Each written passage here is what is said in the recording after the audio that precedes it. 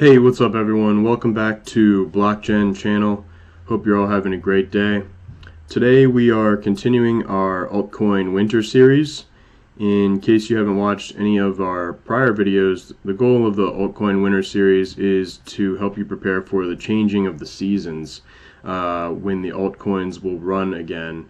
And even though most alts have been in hibernation since the second week of January, we are putting in the work now so that we can be in the best position to take full advantage of the next run. Today we are going to outline some of the factors we consider most important in evaluating blockchain projects. We're going to discuss various means of conducting fundamental analysis to the extent that that's even possible with crypto.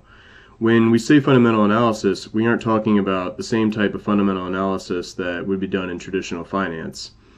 Generally speaking, crypto is more like venture capital investing.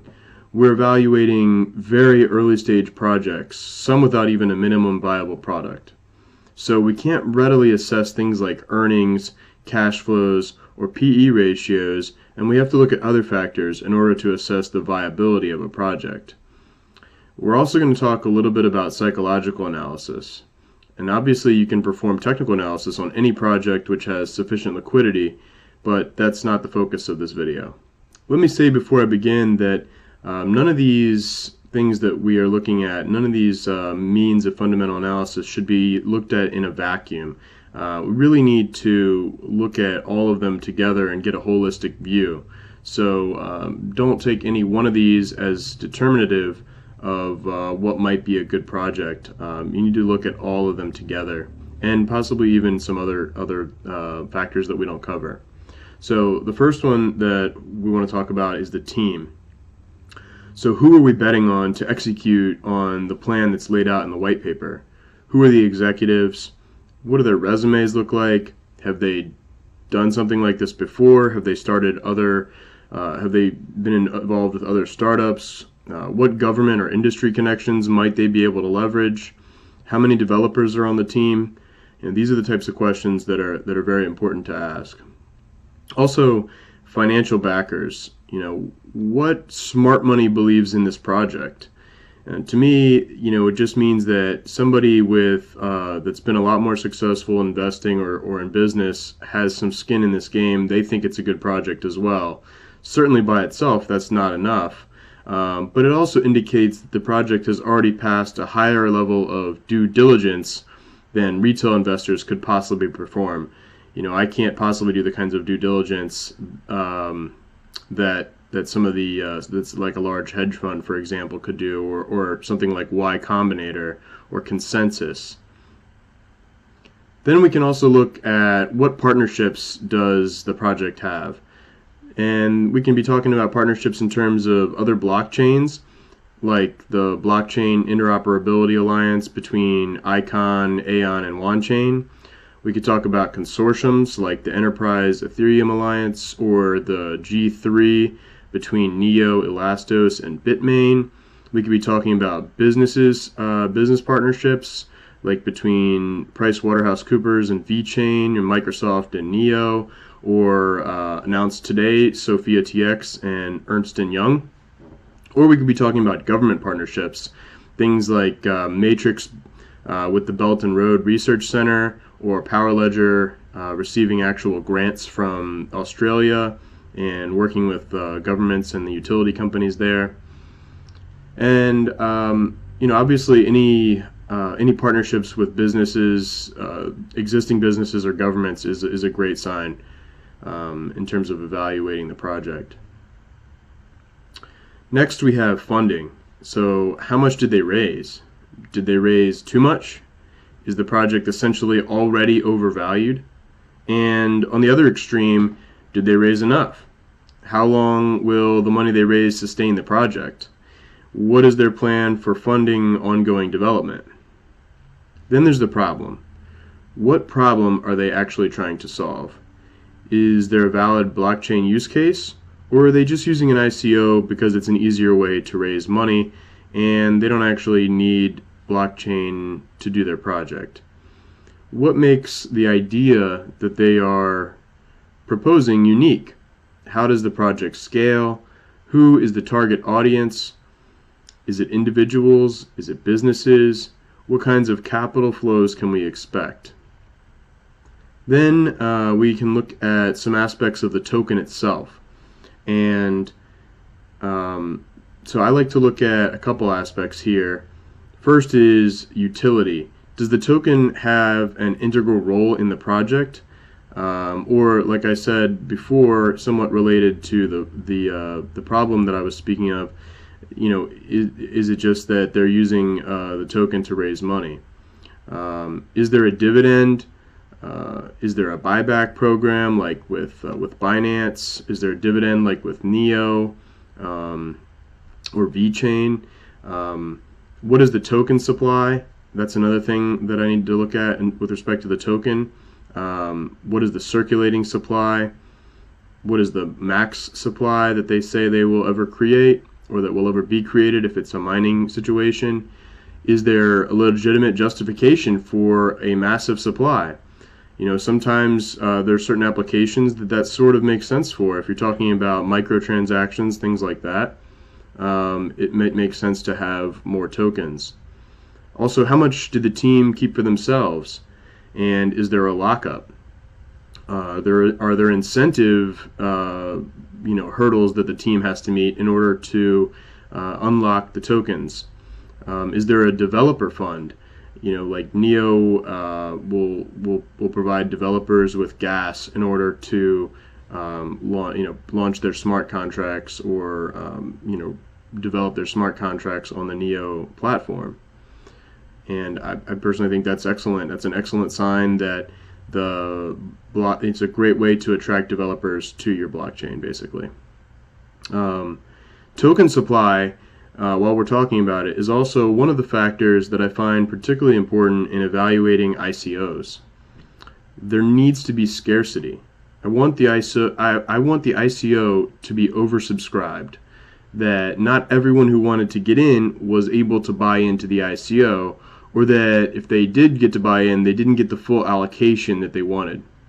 That way there will still be plenty of buyers on the aftermarket once the token actually hits exchanges.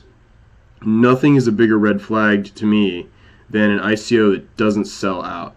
Ideally, you want it to sell out fast. Next is development. And when I talk about development, there's a couple aspects of that. So what stage of their development are they in? Where are they on their roadmap? How long have they been working on the project before they did the ICO?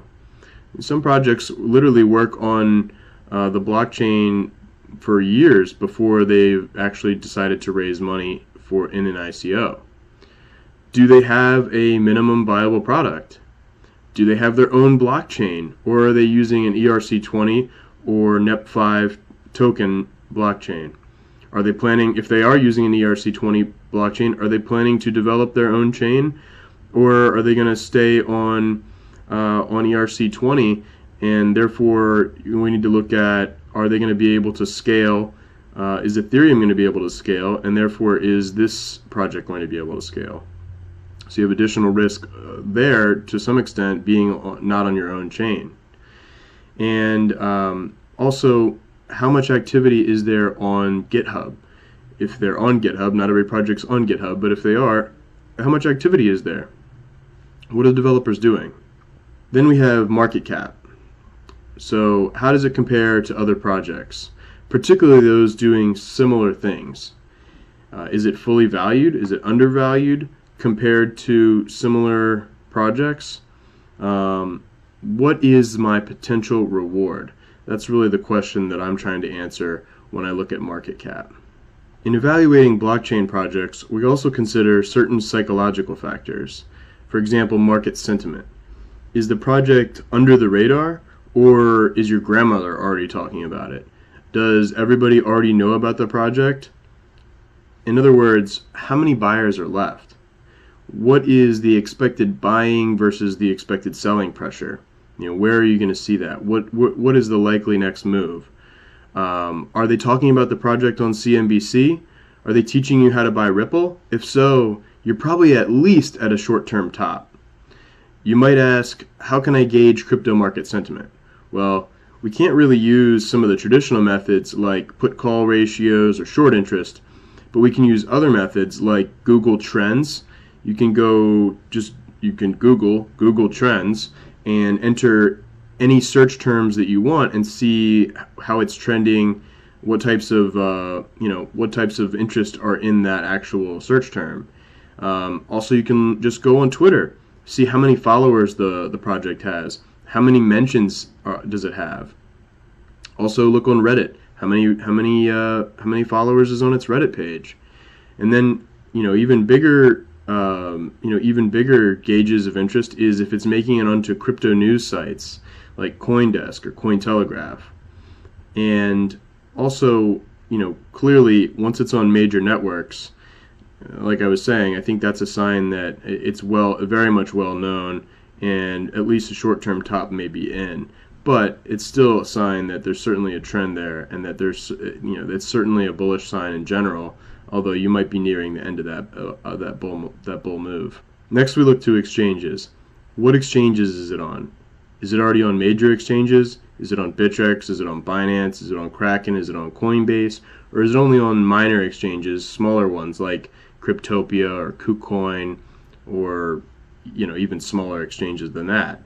Or is it only on decentralized exchanges like EtherDelta and IDEX? And for me, this can go two ways. Obviously, once it's on a larger exchange, it has a greater chance of visibility and likely has more liquidity, so it's easier to trade it.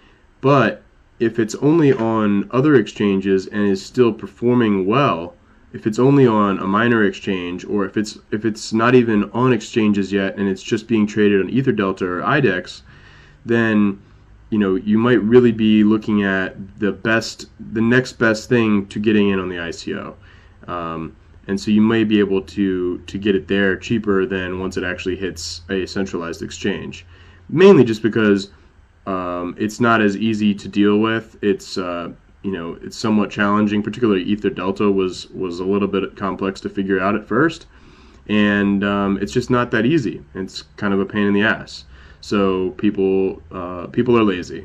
I mean, that's really it. So people will wait until it gets on a major exchange, and then they might decide to buy some. And that buying pressure is likely to increase once a project goes from no exchanges or small exchanges to some of the larger ones that have higher volumes traded over the course of a day. And finally, we have catalysts.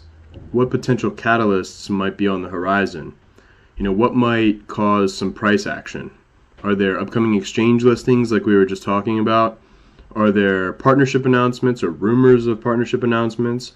Are there major milestones on the roadmap coming up, like mainnet launch, something like that? Are the developers ahead of schedule, behind the schedule that they laid out on the roadmap?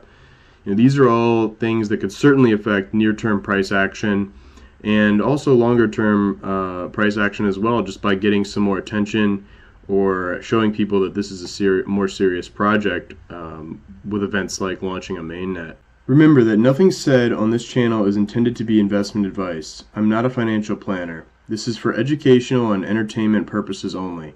If you found this video helpful, please like the video and subscribe to the channel. You can also hit that bell button to receive notifications of future videos. Thank you very much for watching, and have a great day.